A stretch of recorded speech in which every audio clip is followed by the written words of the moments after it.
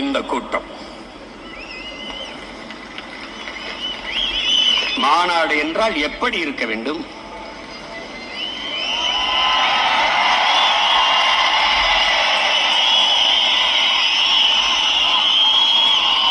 ஏன்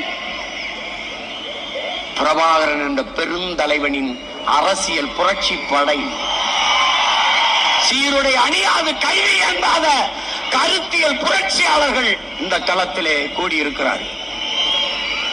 பல்வேறு நாடுகளில் இருந்து பல்வேறு மாநிலங்களில் இருந்து வர முடிந்தவர்கள் வந்திருக்கிறார்கள். ஆனால் உலகெங்கும் வாழ்கிற ஒவ்வொரு நாட்டிலும் என் இன உறவுகள் உணர்வு எழுச்சியோடு நம்மை வாழ்த்திக் கொண்டிருக்கிறார்கள்.